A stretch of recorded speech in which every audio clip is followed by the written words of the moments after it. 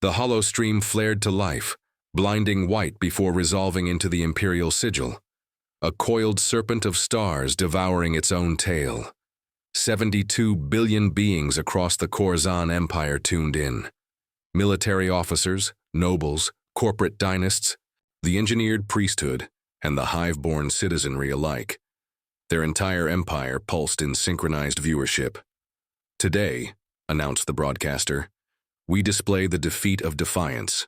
General Shirtal stood at the center of the broadcast stage, a marble dais hanging in orbit above the jewel-gray atmosphere of Sovereign Prime. Behind him, armored honor guards flanked a lone chair bolted to the platform floor. In that chair sat a girl, human, young, seemingly ordinary. She wore no shackles, no visible injuries. Her posture was upright, composed, her expression blank. Shirtal's voice rolled over the Empire's nervous system. "This is what remains of Earth's rebellion." He turned toward her, gesturing with one clawed hand like a performer milking applause. One survivor, a child, their final strategy. A low, rumbling chuckle echoed from the palace balconies. "She did not resist capture," Shirtal continued. "In fact, she came aboard willingly, without weapon or escort. She asked for nothing." The girl remained silent. Her eyes scanned the camera lenses without flinching, dark pupils steady. Shirtal leaned closer to her, placing one talon beneath, her chin to tilt her gaze upward. "Will you speak now?" The girl blinked slowly. "You're live?" "Very." She nodded once. "Good." The broadcast feed jittered for a fraction of a second, a single frame drop, then recovery. Barely noticeable. Inside the control chamber orbiting the broadcast deck, Technician Vral's ears twitched. He tapped at his interface, checking latency across relay nodes. All green. Shirtal turned back to the audience, his voice swelling, with contempt. "See how the Terrans wither when exposed to real power. They are a species of emotion, not strategy, chaos, not discipline. That is why they fall." The crowd roared approval across sectors. On the ice moon of Varnex 3, bio-sculpted, aristocrats clinked crystalline glasses. On the industrial hellworlds, laborers paused to laugh through oxygen masks. On the girl's face, no emotion registered. High above in the Imperial Relay Spire, Enforcer Prime Dala received an encrypted status packet from her neural implant. Inside, the report, anomaly detected. Civilian comm nodes were rerouting secondary feed data without command approval. She ran a diagnostic. No intrusion detected, no signature code, just silent automatic behavior. Her eyes narrowed. On the screen, Shirtal lifted one hand. "And now for the Empire's mercy, we shall give her a choice. Speak your surrender, or remain silent and disappear." He stepped aside, giving her the stage. The girl looked directly into the primary lens. Silence stretched 10, 20, 30 seconds. Then she exhaled. Her lips parted as if to speak, but instead, she simply leaned forward a millimeter. The camera autofocused on her eyes. "Do you know," she said quietly, "how many of your kind I've seen die?" The words weren't loud, but the microphone relays caught them all. The crowd stilled. Shirtal's crest stiffened. "You've witnessed battles, then? Perhaps your ship fled and left you behind." "No, I mean how many times I've watched you. Watched this moment." A long pause. Shirtal tilted his head. "You dream of conquest?" "I don't dream. I observe." In the transmission core, Vral's screen flickered again. This time, the feed didn't return clean. A flash of unfamiliar characters scrolled across the bottom, a language not native to any registered race. He frowned, rewound the feed, and paused on a single frame. One human word, etched in inverted colors. "Observed." In the chamber below, Shirtal gestured impatiently. "You've already lost your world, girl. Earth burned at Phobos. Luna is ash." "I know." "Then what are you waiting for?" She looked past him, past the camera, past the Empire. "They said I was the last," she said. "But they never asked why I let you take me." The lights above flickered. On Outpost Station 713K, 2 parsecs away, automatic systems began transmitting emergency pings. Power surges, comm malfunctions, artificial gravity spasms. Dala called in system audits. Nothing returned. No errors. No command trails. Just silence. One of the guards behind the girl shifted, hand tightening on his pulse staff. The girl didn't react. "You think you frighten us with riddles?" Sirtal sneered. "We are the Empire. You are a dying species grasping at mythology." "You're not frightened yet," the girl murmured. "But you're paying attention, that's good." Far across the Empire, on dozens of planets, billions of viewers saw their screens flash white. A heartbeat later, the feed returned. But the background had changed. No one noticed it first. Just a slight difference in the curvature of the stars. Behind the platform, then the audio warbled. Shirtal turned to his comlink. "Control, stabilize the feed." Silence. He tried again. "Control, acknowledge." Still silence. Dala initiated full lockdown protocol from her terminal. No response. Her interface no longer recognized her credentials. Behind her, a junior officer stared at his holo panel. "Ma'am, I think our satellites just reoriented." "To what?" "To her." Dala's hands stopped moving. "Excuse me?" "They're no longer focused on the Imperial beacon. They're tracking her biometric signal." Vrail's terminal overloaded. Every screen filled with a spiral of numbers cascading inward like a vortex. He tried to shut it down. No response. He reached out with trembling fingers and spoke aloud without thinking. "Is this doubt?" In the Colosseum, a murmur spread through the crowd as viewers noticed something strange. The girl had not moved, not spoken again, and yet the Empire was responding to her presence like a command. Yurtal's voice cracked. "Who are you?" She looked at him finally, and something in her eyes was not human, or rather, too human, something terrifyingly deep. "Not who," she said. "When?" He stepped back. "What does that mean?" But she didn't answer him. From her seat, she whispered a single syllable into the microphone. "Begin."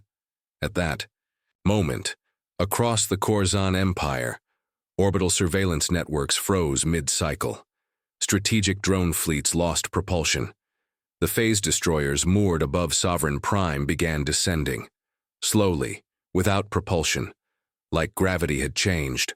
Its meaning, Dala's screen flashed red. An unauthorized pulse wave had been emitted from the girl's position. Untraceable origin, universal propagation. Then 5 deep space colonies, Braxian, Ithaar, Vulus, Norex, and Handari Prime, vanished from long-range sensors. No detonation, no debris. Just gone. Shirtal stood paralyzed as his command deck descended into chaos. The girl looked up, sunlight now angling across her face. Her eyes shimmered like wet obsidian. "You thought you were watching me," she said. "You weren't." He staggered forward, voice a whisper. What are you?" She smiled then, not kindly.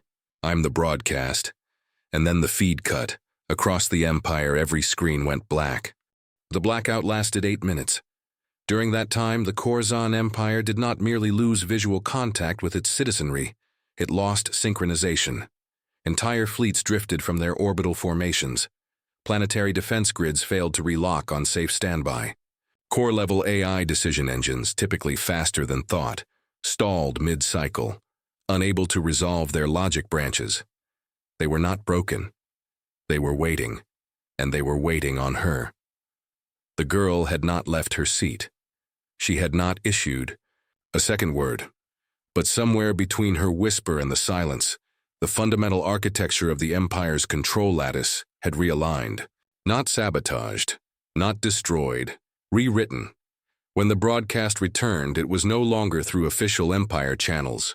The girl now filled the center of every holoscreen. No logos, no frame. Just her. She was no longer on the Imperial dais. The eye. Background had shifted to a dimly lit chamber.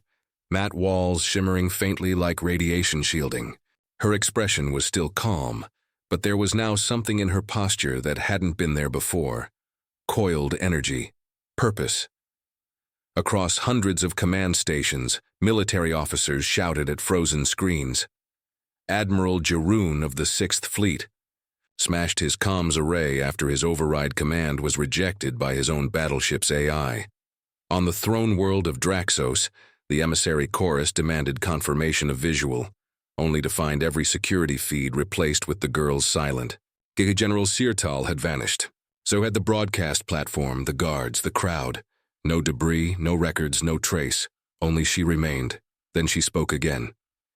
You built your empire on broadcast, spectacle, projection of strength, even in weakness. You needed everyone watching, so I let you watch. On Kariv Station, a scholar priest whispered, "She's not transmitting through tech, she's broadcasting through protocol." The silence after her words was not empty. It was devouring. I let you take me because your pride demands theater, and I needed a stage. For the first time in Empire history, the Imperial Senate failed to reach quorum. Senators no longer trusted the floor beneath them, nor the air. In their lungs, in a private chamber, Archon Vax, the Empire's Minister of Temporal Warfare, replayed the last 10 seconds of her previous message 12 times. He ran linguistic fractal scans, vocal contour mapping, and subharmonic audits. Nothing suggested tech manipulation, no alien encryption. Just a human voice speaking clean words. And yet the syntax rippled across classified AI as if it were command code. He turned to his aide, face tight with concealed panic. She's not a signal breach, she's a trigger event. The girl blinked once on the screen. That alone caused several drones in deep orbit to reset to factory mode. UCOM. Asked what I was, she said. Wrong question. What you should ask is what you gave me. On the volcanic rim world of Exelon 5, a squadron of elite enforcers found their neuromeshes flashing coordinates to an unknown point in space. They hadn't input anything. Their implants had rewritten their mission parameters. They now served her. The enforcer captain pulled his weapon, tried to issue a kill switch command to his own skull chip. Nothing happened. It's not possible, he whispered. From every screen, she responded, though she hadn't spoken. You already gave permission. Across the Empire's upper command, a single term began to surface in hushed, terrified murmurs, reflex binding. It was a theoretical failsafe, long classified and abandoned. A biocoded concept where if enough systems observed a specific input simultaneously, that input could become a root truth. A universal override. It had been dismissed as myth. Too dangerous, too unstable. But if someone knew about it, if someone could time their words, image, and presence with perfect synchronization across the entire Imperial network, they wouldn't have to hack the Empire, they would become it. She smiled again.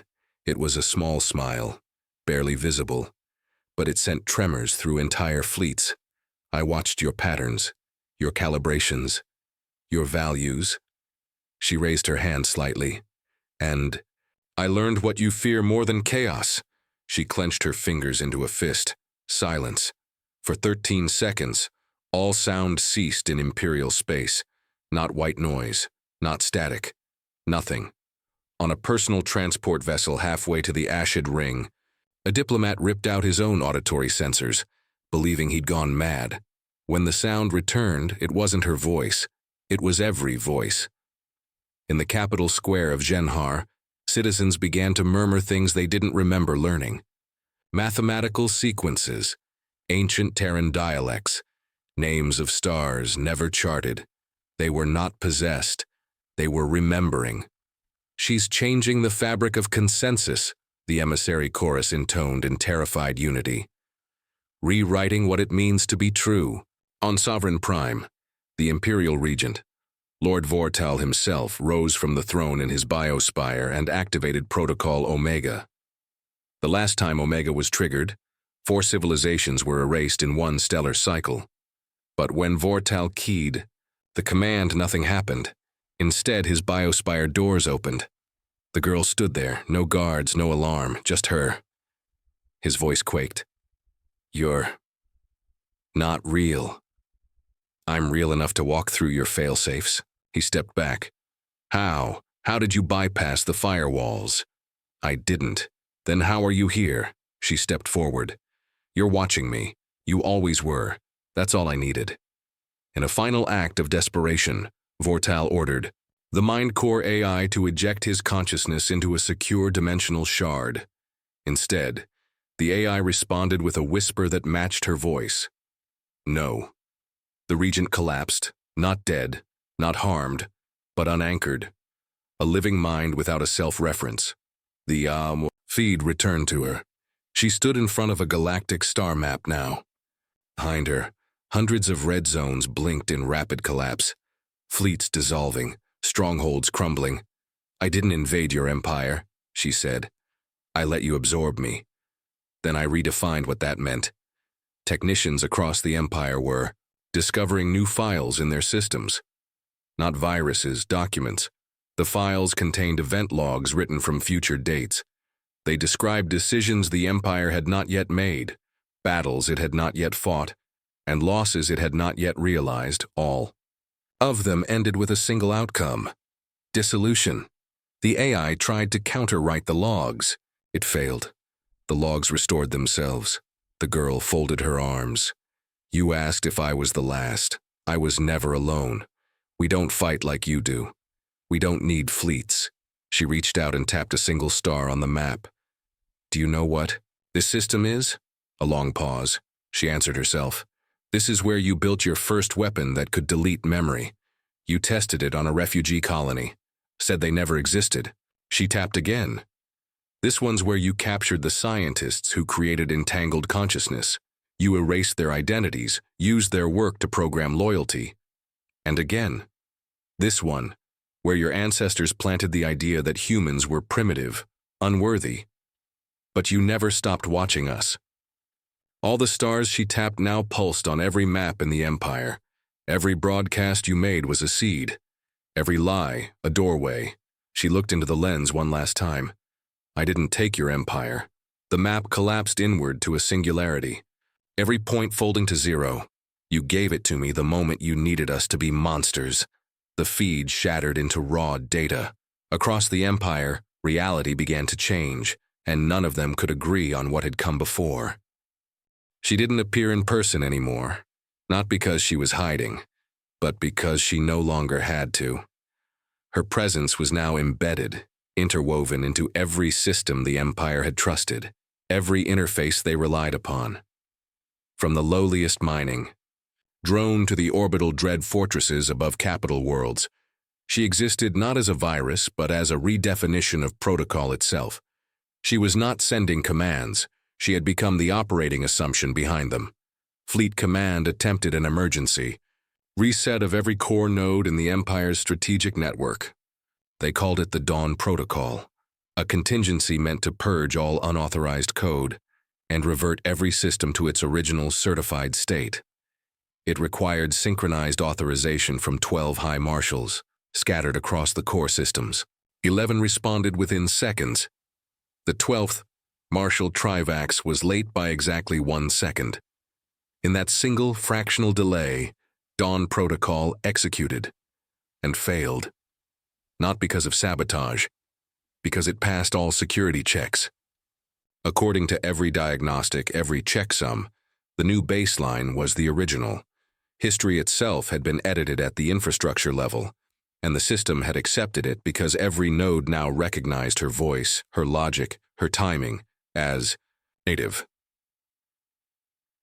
The marshals stared at their displays, frozen, not by shock, by realization. No one had breached the Empire. No one had snuck in. The foundation itself had shifted beneath them, and only now were they seeing that the shift hadn't been an event. It had been a process, slow, quiet, relentless, like pressure building behind a dam designed by fools. Marshal Trivax broke the silence. She didn't rewrite our systems. She made them think she was always part of them, and that was only the start. Entire colonies began reporting phenomena too synchronized to be coincidence. Civil disputes resolved themselves mid-argument, as if the participants had reached an unseen consensus. Patrols deployed before rebellion calls were made.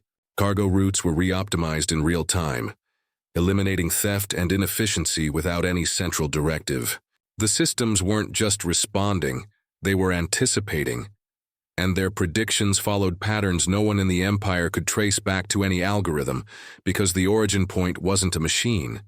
It was her, the common people, the workers, the farmers, the forgotten, the ones always crushed beneath the weight of imperial grandeur, felt it first. Not as fear, but as clarity. The girl didn't demand loyalty. She didn't even speak to them directly. But everywhere she touched, things got sharper, cleaner, less brutal. Decisions that once ended in silence and blood now ended in thought. In reflection, in pause, some whispered her name like a myth. Others refused to name her at all, calling her simply the Return. But among the elite, the aristocrats and warlords who fed on control, the reaction was the opposite. They convened in clandestine sanctuaries, dark places with buried tech isolated from the network. There they plotted contingencies, assassins, time knives, displacement bombs designed to remove a being not from space, but from narrative. Kill her not by force but by denying she ever entered the story. They activated one such device on a frozen moon, orbiting the dead star Vecthar. It required 12 synchronized minds and the death of a solar priest. When triggered, the device pulsed, backward through the Empire's timeline, targeting every known record of her existence. Not to erase, but to overwrite. Replace her capture, her words, her rise, with innocuous fiction. A harmless girl, a glitch, a mirage.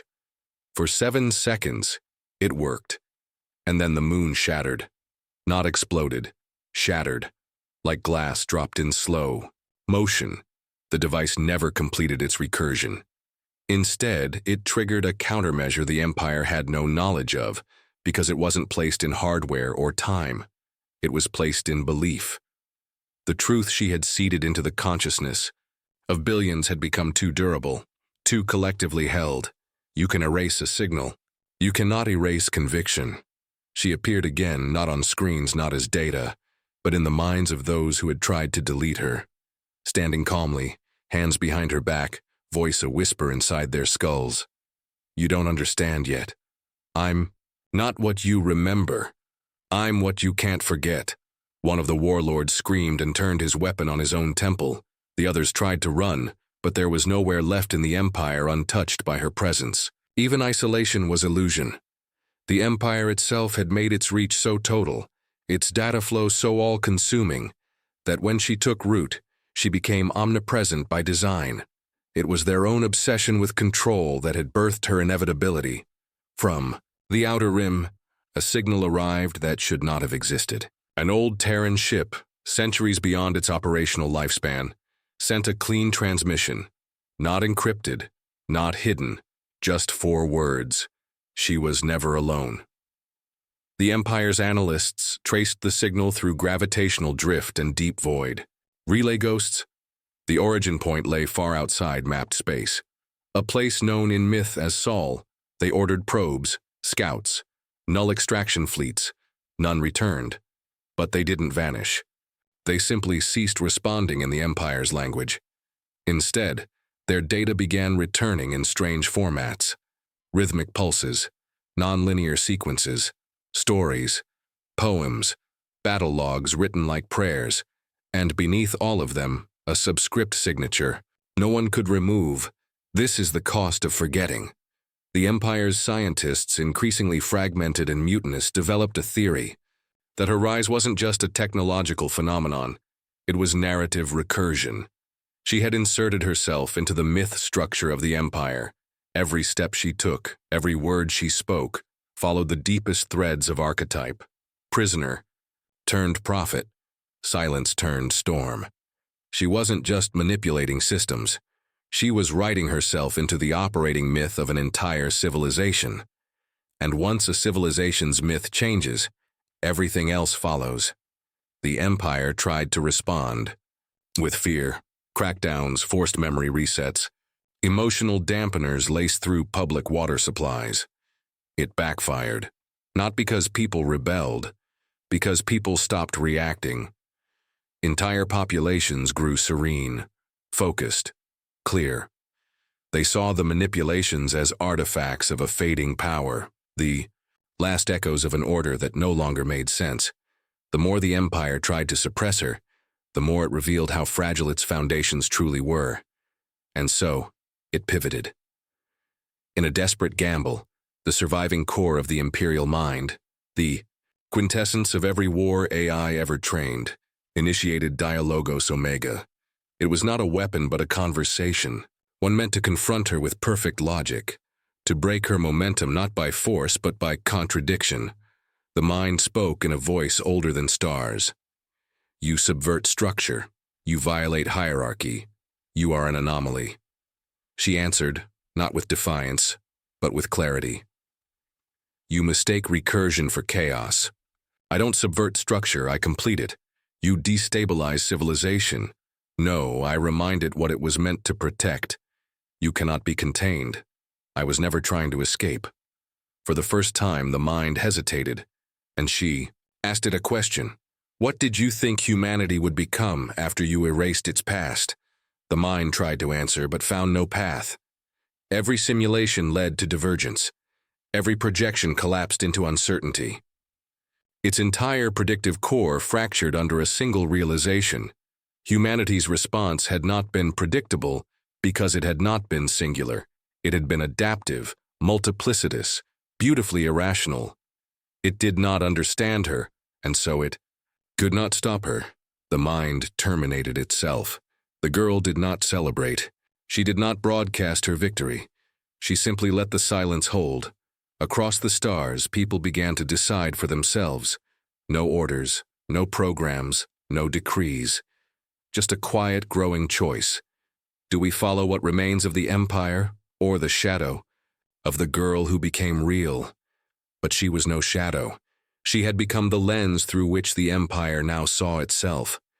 And in that reflection, it no longer saw a future it could rule.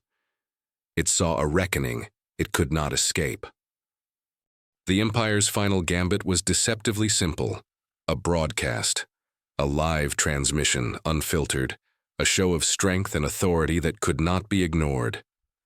A direct line to every colony, every outpost, every vessel still under Imperial control. And for the first time, the Empire's leader appeared not as a shadow behind endless bureaucracy, but as a figure of visceral power, imposing, authoritative, the last standing symbol of unchallenged dominion. He was the Emperor, and he would make the universe remember what it meant to bow. The message was unambiguous. The Empire would take back what it had lost. The Empire would restore order, and to do so it would begin by erasing the girl. The figure who had toppled them not through rebellion, not through force, but through something infinitely more dangerous. The human ability to adapt, to survive, to become something more than their oppressors ever imagined. And then the broadcast cut to her. No warning, no introduction, just a stark, silent face on every screen, in every chamber, in every mind. The girl, standing, looking directly into the eyes of every Imperial watcher. She smiled, and in that moment it wasn't the smile of a conqueror. It wasn't the smile of someone gloating over a victory long won. It was something more disarming. More knowing. I'd offer you a seat, she said, her voice coming through the endless static and noise. But you've been standing in mine for too long. The Emperor's face faltered for just a moment. His lips twitched, and his eyes narrowed. The edges of his control, that perfect facade, cracked. It wasn't a response he expected. He'd anticipated fear or even compliance. But this was something else. This was amusement. A refusal to acknowledge his power, his position, his very existence. How dare you? The Emperor's voice boomed. He was trying to regain command of the narrative, trying to force the image of his strength back onto the universe. But the girl remained unchanged. I dared, she said almost conversationally. Now what are you going to do about it? For a brief moment it was as if the Emperor had forgotten the nature of this confrontation. He was used to being the one who controlled the terms. He had believed until this moment that his will was the final law of the galaxy. But now, standing there, stripped of his imperial robes of control, the weight of his empire, his fragile empire, pressed down on him. He had never faced this before.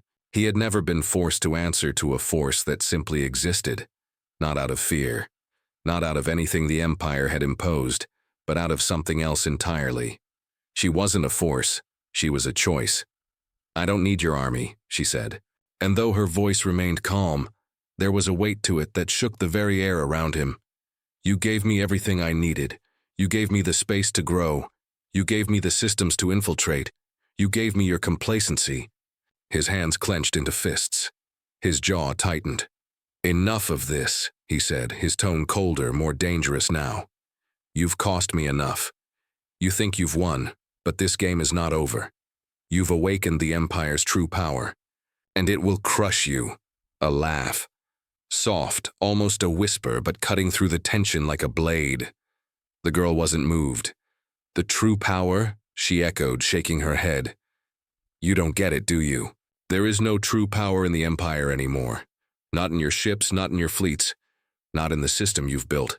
The power is in choice, Emperor. It's in the people you thought you could control, the very thing you forgot to account for." His eyes narrowed, but there was something in her words that cut deeper than any blade. Choice. He had based his empire on the exact opposite. Control, domination. He'd silenced those who thought differently, crushed those who rebelled. What was he supposed to do with this? A girl who was neither afraid nor impressed? But the girl wasn't done. She had only just begun. "You've made your empire a prison," she said, "but it's a prison with a door that can be opened from the inside. You thought you could lock humanity away, keep it small, manageable. But humans are like fire. You can control them, cage them, suppress them, but the moment you turn your back, they find the way out." The Emperor's chest tightened. She had no fear in her voice, no hesitation in her eyes. She spoke with the certainty of someone who knew this wasn't the first time she'd faced this battle. This wasn't a war of armies or fleets. This was a war of ideas. And that was one the Empire could not win. "You're playing a game you don't understand," the Emperor finally hissed, barely able to hide the tremor of uncertainty in his voice. "No," she replied with that same disarming calm. "I understand it perfectly. I'm just not playing by your rules anymore." And then, just as he had tried to seize control of the narrative, she did something he hadn't seen coming. She flipped the broadcast. It wasn't just a message now, it was a mirror. Every viewer, every citizen who had ever been forced to obey imperial decrees, every soldier who had once felt the weight of the Empire's boots on their neck, could now see themselves on their own screens, their own faces reflected back at them. She had given them the choice. "You're not alone," she said. "You've never been alone. Not anymore." The Emperor recoiled. What had she done? The broadcast, the very center of his power, had been transformed. It was no longer just her voice. It was the voice of millions, billions. She had, in that one instant, flipped the entire dynamic. She had made the people see themselves not as subjects, but as something else entirely. Agents. And in doing so, she had dismantled everything the Empire had ever tried to build. The Emperor's hand moved instinctively toward the command console. He would shut it down. He would force a blackout. But it was too late. The signal had spread, and in its wake something far more dangerous had taken root. The girl was no longer an anomaly. She was the pivot point, the locus of a revolution that needed no leader, no armies, only the realization that the Empire had always been a lie. They didn't need to fight. They just needed to remember who they were. "You're finished," she said quietly, and the words held no arrogance, only inevitability. The Emperor's empire had crumbled, not because of force, not because of technology, but because it had been overpowered by one simple truth. When people realize their freedom is more valuable than their obedience, the Empire falls from within, and it did. The feed went black. The broadcast stopped, and with it the Empire ceased to exist. Not with a bang, but with the quiet understanding that no matter how vast an empire may be, it is always vulnerable to one thing: the awakening of the people it tried to control.